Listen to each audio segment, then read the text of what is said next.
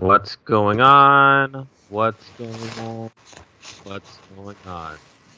Today is January 28th, 2020. And if you're listening or watching, you are listening or watching to the Marston Brothers podcast. Good morning, good afternoon, or good night to the MBP crew. What is going on to my man, the myth, not the myth, the man, the legend, Marvin Marvelous Marsland? Another great day to do a podcast. Look, the Super Bowl is coming. Can you believe it? It's already coming. 2020 is here in the mix, and Super Bowl Sunday is quickly approaching. Craziness. Oh my gosh, I can't believe that this is spectacle that most sports fans wait for the entire year. You remember when?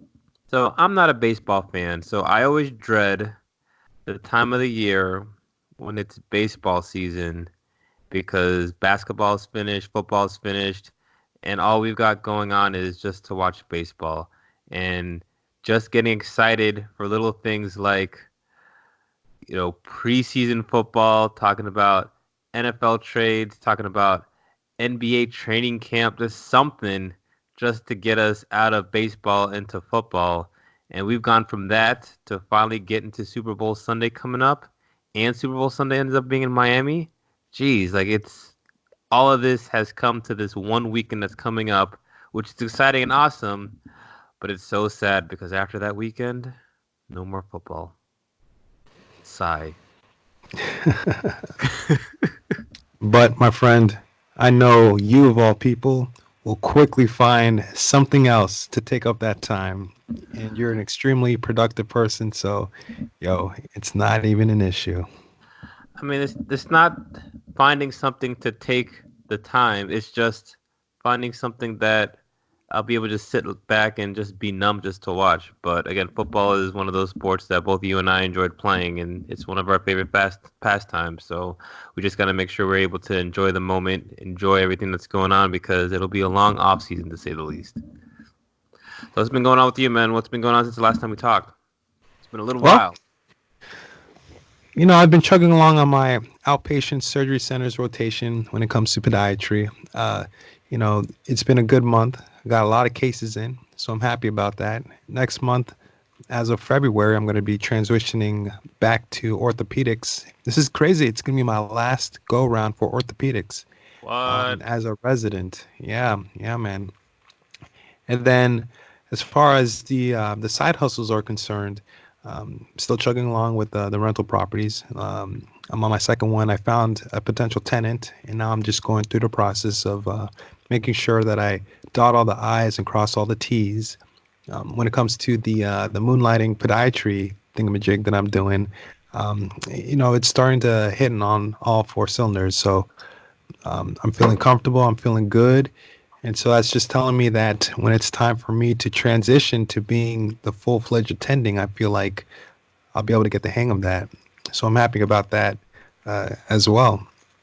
And, I still have that upbeat, looking forward to the future mentality. I'm hungry, so I want to make sure that I continue to strive and take steps towards attaining all the goals that I kind of set forth for myself. So things have been good. Things have been good, and I will actually, from the time that we've have our little hiatus, I've done a podiatry talk to the University of the Sciences in Philadelphia. So it was one of the undergrad schools there, which was great. Had a great time about that with that. And then I'm going to be going to one of the hospitals affiliated with Ronan University in New Jersey, and I'm going to be doing another podiatry talk there. So I'm just trying to get better at these things, and I think it's a lot of fun, and hopefully I can find a way to incorporate that into what I do on an everyday or just a business matter. So things are going on all four cylinders when it comes to the grand scheme of things, and I'd like to continue that momentum. Man, I mean, can you believe that all this again, we're 2020. We are practically in the month of February already. and it's just unbelievable how time is passing us by. And I know for you, you know, must be very excited because you'll be able to start doing what you've always dreamed of doing, becoming your professional medical professional. And I know you are literally months away from that, so that is awesome. For me, the week was your typical week, going back and forth between the hospitals, doing that. Weekend was nice because we got an opportunity on Saturday to, every year my wife likes to buy all the men in the family a gift, and the gift is more of a experience versus something that's has some sort of, you know, actual, having something to do. So we tried to do these experiences, and with these experiences, we had a chance to do a Jurassic World show. So instead of it being a material thing where, we get a piece of paper, we get a gift, and then we just do whatever we want to do with it, it's an experience we get to cherish and hang out with all the fellas. So we ended up doing that in Saturday over at the BB&T Center, which was really good. And Sunday ended up going to the father-in-law's house, and we're trying to set it up. We're trying to make the house look good. So I got to get my hands a little bit dirty and got to play with a jackhammer and pulled up some tile and cut some trees down, did some lawn work, just doing things to better the house. So that was definitely a different experience, but we got to see the eyes from my brother-in-law as he's a contractor, a general contractor, just to see how things get transformed from one thing to another. So that was definitely a lot of fun. Can't lie. Not gonna lie. Yo, man, I want to go through that experience too. You get to just use your hands and learn firsthand from a professional what it takes to actually build a house, and being able to do those little things, I think will go a long way.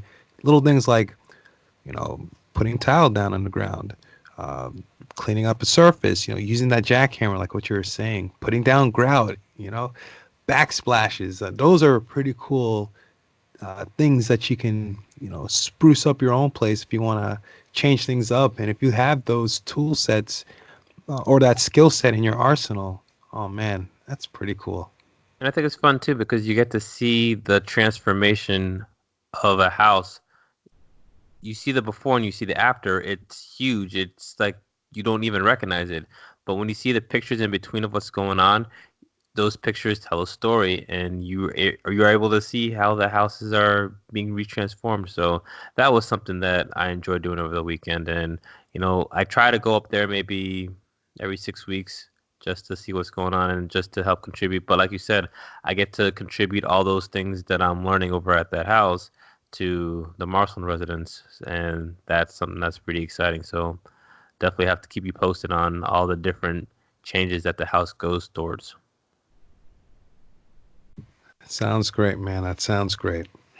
All right, so shall we start some of these articles, my man? Let's do it. Let's do it. All right, let me start off first. We got two articles. We got you know what? Let's just have you guys listen and you'll just see what goes on. So my article is an article that is written from Bloomberg. The name of the article is Goldman to refuse IPOs if all directors are white straight men. And this is written by Jeff Green, and this was about 4 days ago. The era of the white all-male board is coming to an end. Goldman Sachs Group Incorporated Chief Executive Officer David Solomon issued the latest ultimatum Thursday from Davos. Wall Street's biggest underwriter of initial public offerings in the U.S. will no longer take a company public in the U.S. and Europe if it lacks a director who is either female or diverse. The mandate is the latest of a series of signals that non-diverse boards and management are unacceptable. BlackRock Incorporated and State Street Global Advisors are voting against the directors at companies without a female director. Public companies with all-male boards based in California now face a $100,000 fine under the new state law. It's pretty amazing, said Fred Folks, the management professor at Boston University Questrom School of Business. It's a seismic change. I was quite amazed, and I wonder what's going to happen at J.P. Morgan and Morgan Stanley. The corporate board has become a rare bright spot for gender and racial diversity at the highest echelons of corporate America. Almost half of the open spots at the S&P 500 companies went to women last year, and for the first time, they made up more than a quarter of all directors. In July, the last all-male board in the S&P 500 stock appointed a woman. Still, new boards are less diverse. Among the top 25 IPOs by value each year from 2014 to 2018, 10 companies had no female directors, said Mali Gurko, the co-founder and senior advisor at the 2020 Women on Boards, an organization that pushes for the Russell 3000 index to have at least 20% women directors on its board. Last year, Goldman Sachs was hired to underwrite the WeWork IPO, which only added a female director after its initial prospectus prompted criticism of the all-male board. Starting July 1st, in the US and Europe, we're not going to take the company public unless there's at least one diverse board candidate with a focus on women, Solomon told CNBC on Thursday. He didn't mention Asia, which continues to lag behind other regions when it comes to board diversity. Next year, the bank will raise the threshold to 2 diverse directors, Goldman said in a statement. The bank said that the decision came after it learned that more than 60 US and European countries in the last 2 years went public without a woman or person of color on the board. Goldman Sachs has 4 women on its 11 board. Among IPOs where Goldman Sachs was an underwriter over the last 2 years in the US and Europe, fewer than 10% currently have a board lacking a diverse candidate, the company said. Data was not available for the composition of those boards at the time of the IPO, the company said. We realize it is a small step, but it's a step in the direction of saying, you know what, we think this is right. We think it's the right advice, and we're in a position also, because of our network, to help our clients if they need to help placing women on boards, Solomon told CNBC. So this is an example of us saying, how can we do something that we think is right and help move the market forward? JP Morgan Chase & Company doesn't have a similar policy to Goldman Sachs rule, but since 2016 has a director advisory service that works with all companies to help find diverse candidates for their board, the company said in a statement. Morgan Stanley did not respond to the request for comments. It's what big investors are looking for these days, said Boston University's Folks, who was previously the director at Panera Bread and Company and Bright Horizons Family Solutions. If the board has all white males, that's a big negative. So I thought that this was an interesting article, and that's why I ended up picking it. I think the traditional, when you think of corporate America in the traditional sense, what do you think of, Marvin? I mean, in the traditional sense, I think of well-off individuals who have, they kind of grew up in a, higher echelon, not necessarily a blue collar, but more like a white collar situation. They have money, old money, and the positions that they were in was probably cultivated by having the individuals follow a set path that was already kind of sort of handed down to them, is what I typically thought of. And, as time goes on, more individuals want to be able to get to that position. And sometimes, from how I understood it, it can be difficult, especially if you have different people who, quote unquote, have the capabilities of doing whatever set job it is at the higher echelon corporate level. But if there's not enough positions and whomever is in control of that position, they typically say you pick people who kind of sort of look like you or have some similar background to you. And because of that, from what I've, seen with my limited experience, things typically kind of get passed down to people who look exactly like the individuals who were their predecessors.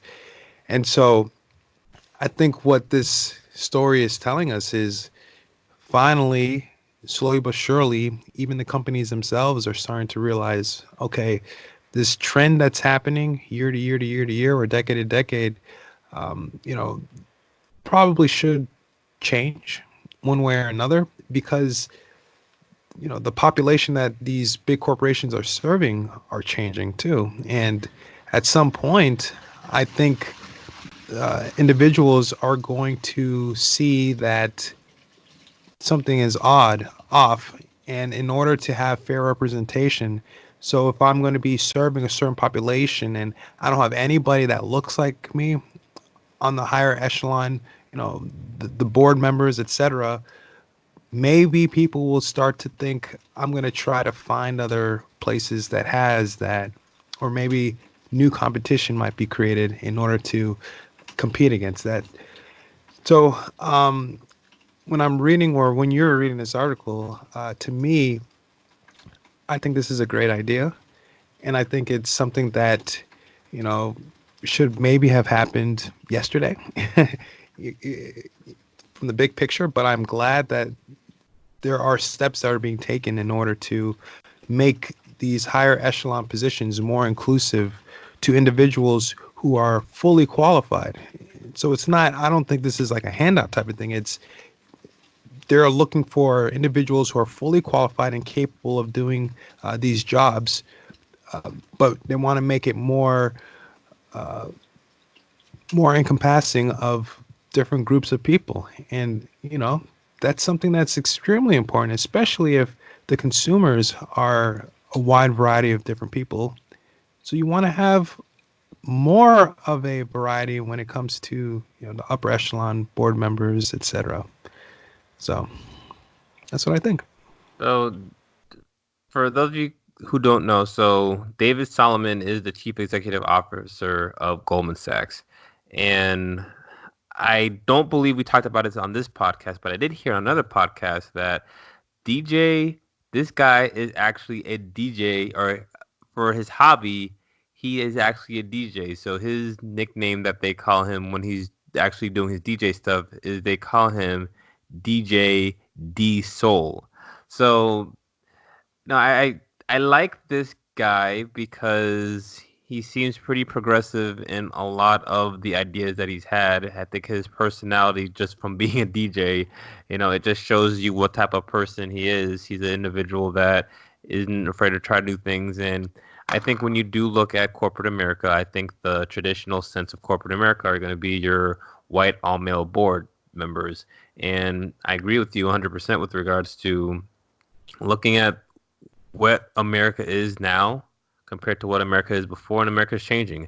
The demographics of America is totally different, and I think that it's important to, when you're looking at companies should try to mirror, the individuals who are working for the companies, and also it should mirror the individuals who use that company for whatever types of business or work in general.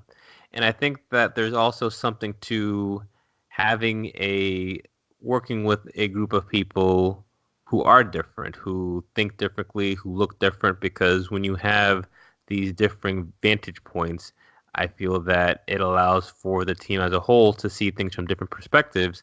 And I think that can really strengthen a team. It can really strengthen the group as a whole. For example, when I know for me, whenever I have pharmacy students or whenever I mentor my team, my fraternity, whenever I have an opportunity just to be able to talk to individuals who are trying to come up, whenever there's a team setting, one of the things that I like to do is to do an exercise where the team members get to know each other, they get to know their strengths and weaknesses. I actually have them do a personality test.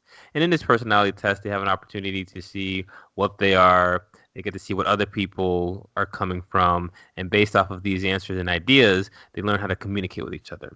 And I feel that when you're looking at work, when you're looking at trying to build a team together, it's important to have different types of individuals, because when you have that type of vantage point, then it really helps you think outside the box, and somebody may miss something if you don't have that. So I think it's pretty solid that they are looking at something like this. And I was actually kind of surprised when I was reading the line of the article that says in July, the last all-male board in an S&P 500 company appointed a woman. I think it's about time for this to happen. I mean, we are in 2020 now, but when you look at the demographics of the world, I mean, the demographic, I think there's probably more women than males in the world. I think is what we, from some of the studies that we've taken a look at in the past. So I think it just makes sense to match that demographic and have different individuals having an opportunity to lead, because if they have the qualifications, they should get a chance to do it. That's what my thoughts are on that. Yeah, man, for sure, for sure. And you know, even when that whole demographics point of view, like just like what you're saying, Women, if not more, they are at least 50% of the individuals in the world. And I know in this country, women do tremendous things, and the amount of capabilities that they offer and how much they've uplifted a lot of the workforce. You know, if you use women to their fullest potential, they will be producing very well. And the amount of money that these companies will be able to generate off of all of this, I think it's just going to increase. And so eventually, I think they're going to start doing, some data searching. They're going to do tests to see whether or not more production will be done. And I think it will. When you bring more women on board, I think more money will be made. And at the end of the day, that's what everybody wants. Well, I mean, the way that I look at it now, I think we are in an era now. I mean, it may have been different when, our parents were at work, but I look at the demographics of the teams that I'm on, and I'm fortunate to know that, wherever I've worked, it's been a diverse setting, and I think that that's important. And especially, me speaking from the healthcare perspective and being a part of a healthcare team, when we're taking care of patients, our patients are individuals from all walks of life, all different backgrounds. So, I think there is something to being able to look at the individuals that you're working with.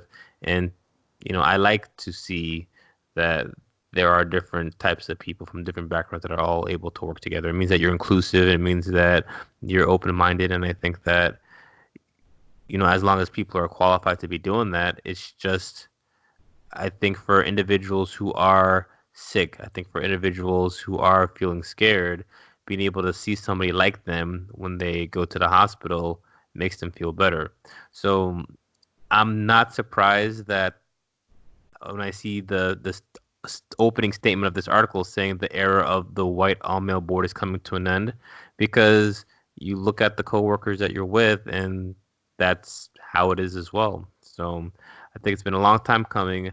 I think it's pretty strong of a company that has so much name recognition like Goldman Sachs, saying that out loud in front of people, because they're coming from a position of power, and they're making sure that people who are trying to come up and become power, they realize, hey, this is how we work, this is how things need to be, and you either abide by it or we're not going to help you, go public. And that's really putting your money where your mouth is.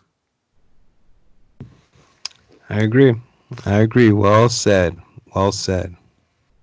All right, Marvin, what article are you going to be bringing with us today? All right. So I'm going to be switching tables up a little bit. And, I kind of alluded to it a little bit in our introduction today. But I'm going to be talking about the Super Bowl. As we know, or maybe don't know, the Super Bowl will be taking place next week, February 2nd. Stay tuned, y'all.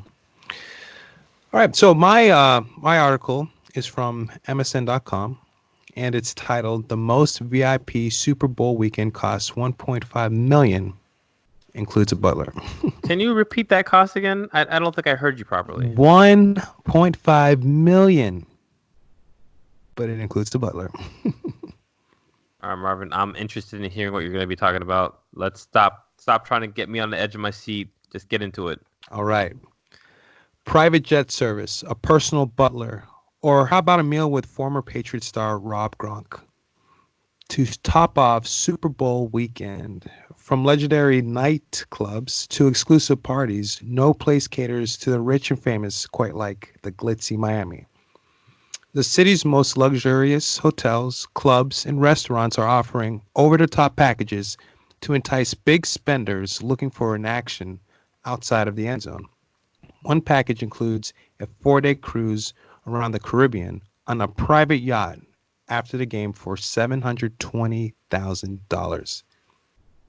On Location Experiences, Sam Sony says their top Super Bowl package last year in Atlanta went for $17,500. This year's top tier packages in Miami are $20,000 to $35,000 and include game tickets, a pre-game party, and show by Darius Rucker, and a chance to mingle with football legends like Dan Marino and Marcus Allen.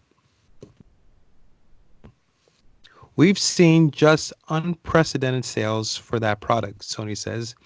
It's a really 3 or 4 day event for most of our clients. In Miami, having so many options for entertainment and the weather all certainly come into play. Not all of those enjoying the perks will be paying out of pocket because many of the high end packages are purchased by corporations. But on location, it says many customers are wealthy fans who just want to be part of the experience. But it's not all glitz and glamour in Miami. Promotions will likely focus on luxurious waterfront skylines and not the poor neighborhoods of Alapata, Liberty City, and Overtown, where more than 3/4 of residents are low income or low to middle income. Many fans there won't be able to afford even the lower end tickets priced at $4,400 each. Thousands of fans will descend on Miami just for the nightlife and never set foot inside the stadium. There's just going to be so many parties, and it's going to take place all over the city, said David Grutman, the man behind some of the South Beach's most exclusive clubs and restaurants, including Live, Story, and Swan. Miami on its own is always over the top. Then you put the Super Bowl on top of it, and it's the perfect recipe for decadence and extravagance. Tables at Live nightclub are booking for $20,000 during Super Bowl weekend, up from their usual cost of $5,000. Grutman said his steakhouse has more than tripled its order for steaks to 1,000 for Super Bowl week, along with crates of caviar.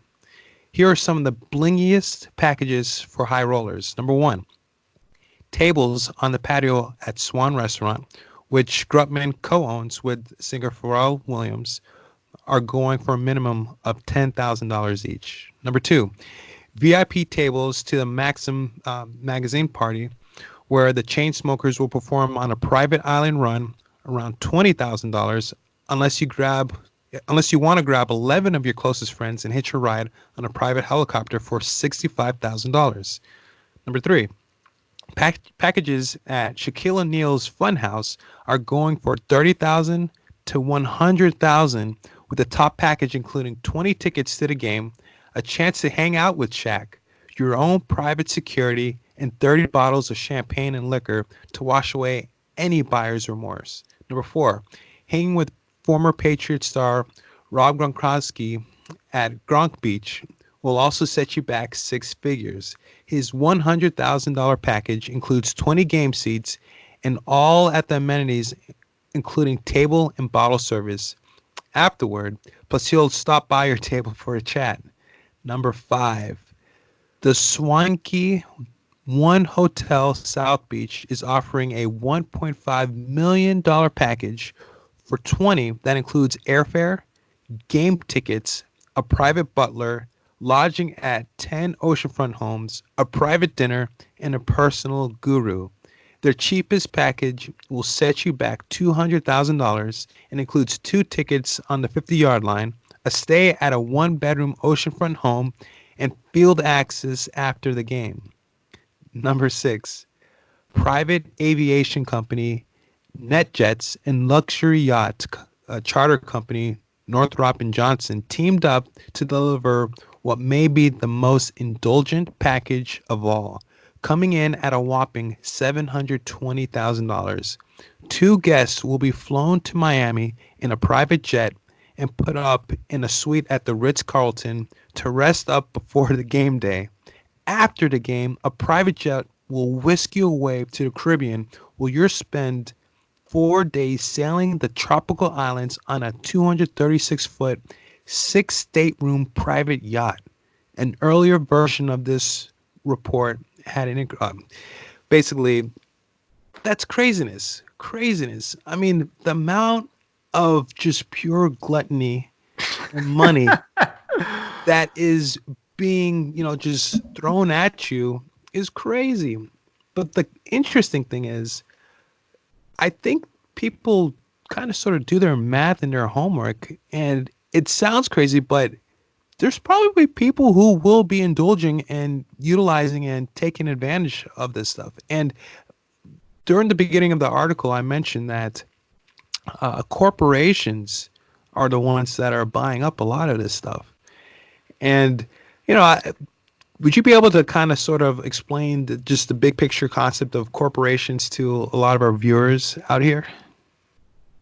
So these corporations are going to be like these are going to be big time companies who they probably have ownership in a lot of these different packages that are involved. They are probably related to the NFL for some reason. They want to use this as an opportunity to, maybe write stuff off. They want to use this as an opportunity just to be able to publicize and have publicity over the things that they're trying to do. And if you got to think about it, some of these corporations, these are big time corporations that have money to spend. So even though we're looking at individuals, when you're looking at these prices into the general normal person, this is like could be a salary.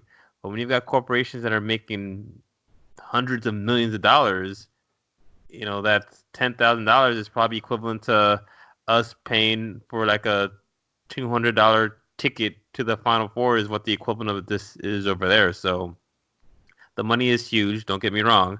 But if you think about it, when you go to the Super Bowl, which is essentially the biggest sporting event in the entire, could be argued one of the biggest sporting events in the entire world. When you look at prices like this and you look at everybody who is the richest of the rich throughout the whole entire world, you look at these tickets and they're, for their perspective, that's really not anything.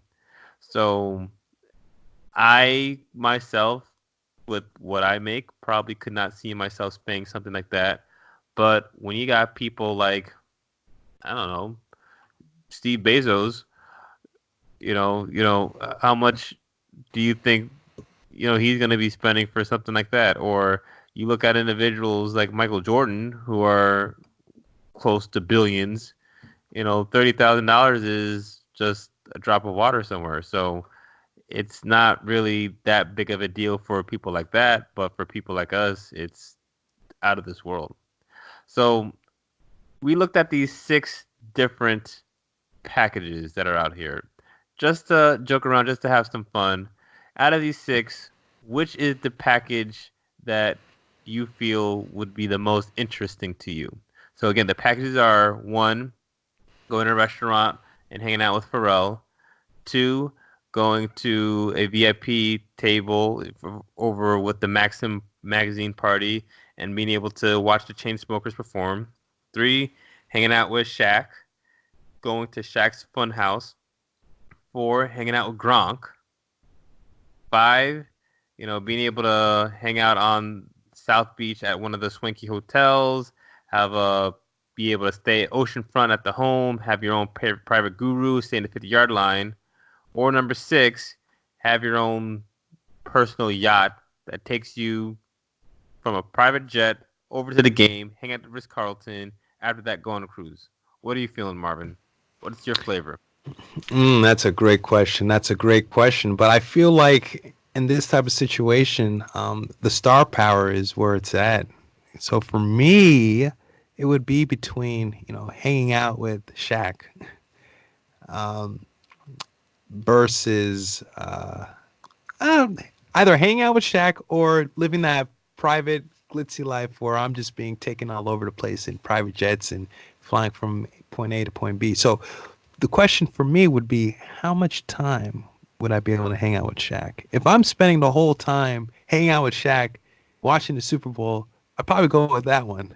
But then if it's like, you're only going to see him for like 5 minutes, 10 minutes, and then you're done, then I'll go to that private experience where you feel like a billionaire for you know quite some time. Or 4 days. Oh wow, never mind. I'll go with number 6, just Hey, for the pure you can't amount of just pick time. you can't pick two, Whew, man. I'm going. You know what? I'm gonna live like a billionaire for a week. I'm going with package number 6. I think me, I love cruises. I love anything that is all inclusive. So if money was no option, I think that would be fun. Having 2, so it'd be, myself and Leah, that would be an awesome trip. if I wanted to do more of a hangout with trying to get my entourage, then I think I would probably be leaning towards. I mean, hanging out with Shaq would be a dream come true. Having 20 people, but I do think that that whole hotel South Beach package that has that package for 20 would be Mm. cool because you'd be able to have all your peeps in one area, have your oceanfront home, having a butler. I think would But gotta be, yeah, and not even that. And what I'll probably do, I'd say, butler, you're hanging out with me. You don't have to worry about serving me because I'm one that I've got to do stuff on my own, and I can't have people do stuff for me. So I would do that trip. Tell the butler, you know what, you're gonna be in my entourage. The personal guru, he'd hang out with me as well. We would just live it up, have a grand old time, watch the game, and build memories and try to do it over and over and over again. So I'd probably look at number 5, even though Mm.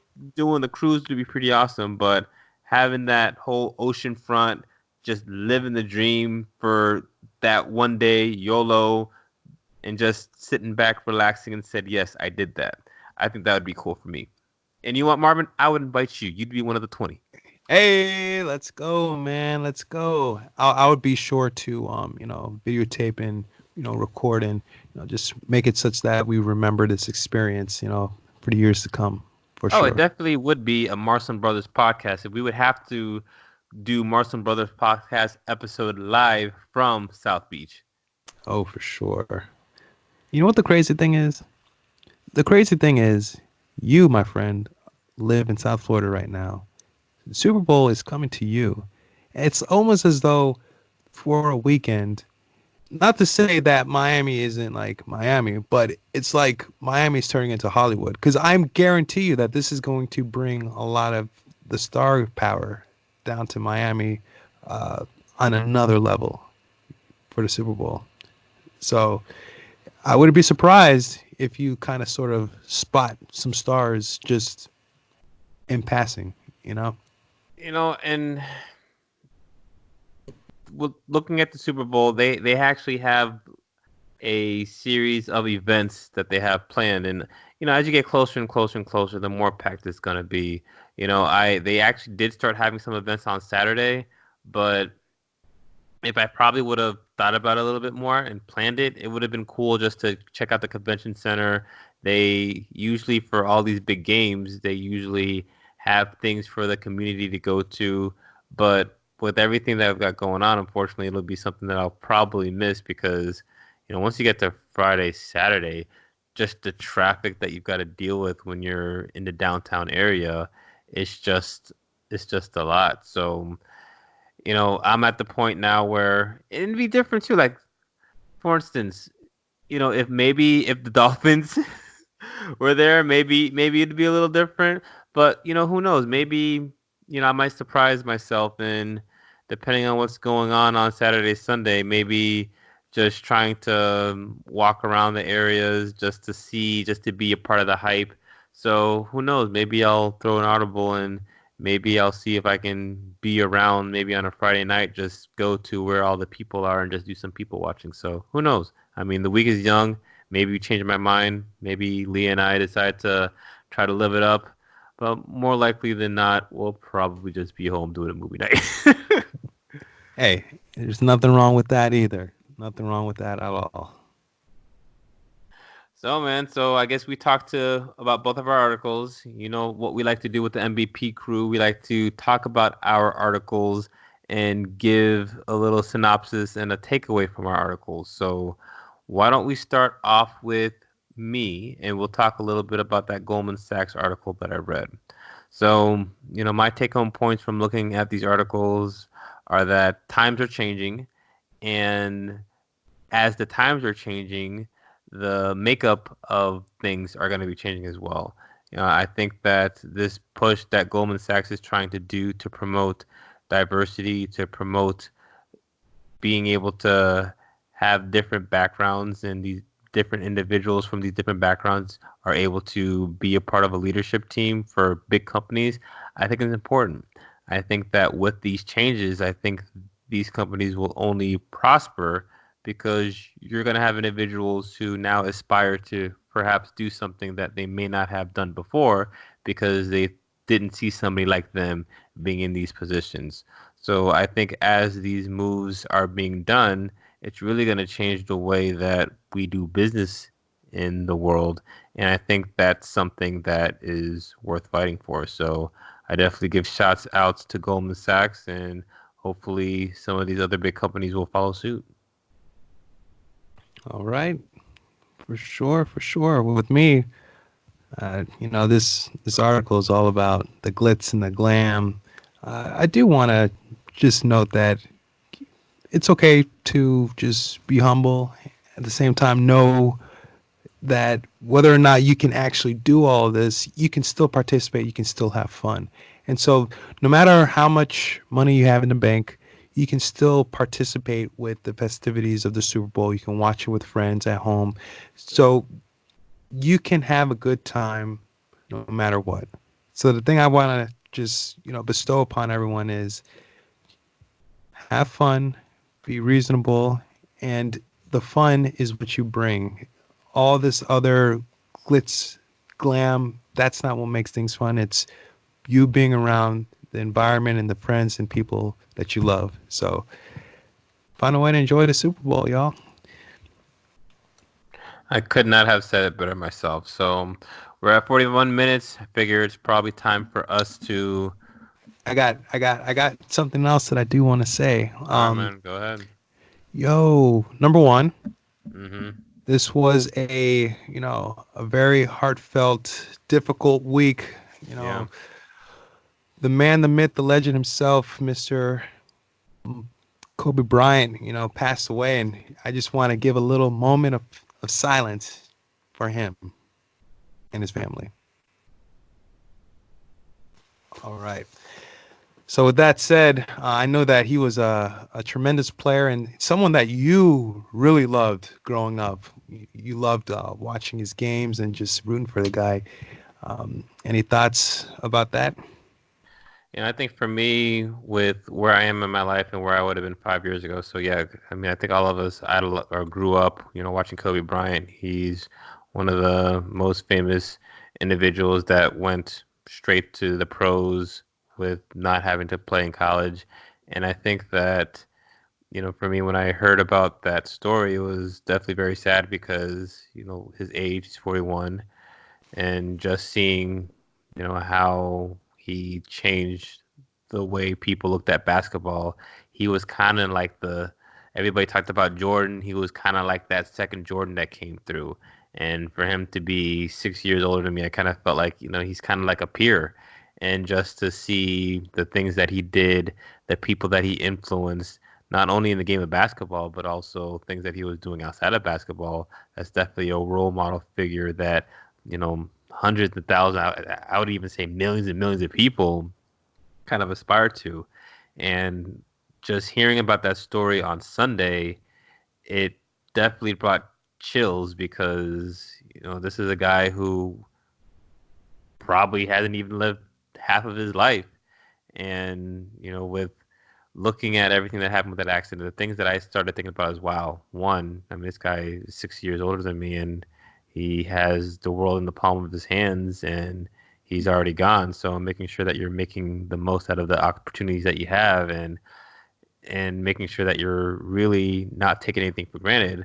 But number two, the thing that I thought about probably even more was, he was with his daughter, and he was taking his daughter. I think they were going to a basketball game, and he and his daughter took a helicopter ride to go over there. So when I heard about that, the first thing I thought of was just Ophelia and how I just wanted to see her and just give her a hug because of just the relationship that he has with his daughter is very. I can appreciate that by being not only a father but a father of a young woman. So, and I think of my daddy daughter days with Ophelia on the weekends where we'll do all of our trips, we'll do our grocery tour shopping, we'll do our bonding, we'll go swimming, we'll go to the playground. And it's a routine that we all look forward to doing. And she knows what she's going to be doing next. I know what I'm going to be doing next. And I'm sure that that's what Kobe was doing with his daughter. I mean, they were going, the only difference with them and us is we drove in a car over to our places and he drives on a plane. And it's just sad because, his daughter, I think was like around as a teenager and was just coming of age as well. And just seeing the way that father daughter relationship.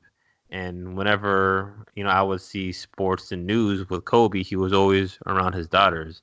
So I kind of think about that myself because that's how I am with Ophelia. So those are the things that I really thought about and the things that, came to mind when I first saw that article. So it's one of those things where it's like, man, that essentially is almost like a peer of mine. He's got a kid. I've got Ophelia. He's late 30s, early 40s. I'm getting close to my late 30s. We both have daughters. We both probably had very similar hobbies. So whenever somebody dies like that, it just makes you say, "Whoa." Yeah, yeah. So we definitely lost a good one out there, but hopefully the things that he's done in his life will motivate others to do better and, just operate at the best of your ability. Yeah, it's still just surreal. Like every time I wake up and I go to ESPN, I'm thinking, oh, you know, maybe I was dreaming. Maybe I wake up the next morning and it's not there. And every single time you go on the news, every single time you go look at sports, you just see him. You see that timestamp of when he was born and 2020 when he died.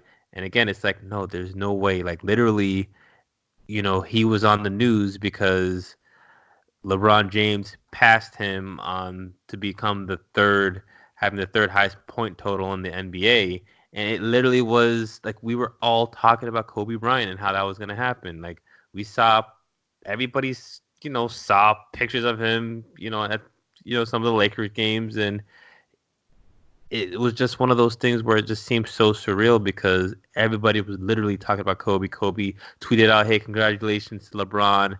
And not even 10 hours later, that's it. So I don't know, man. It's tough.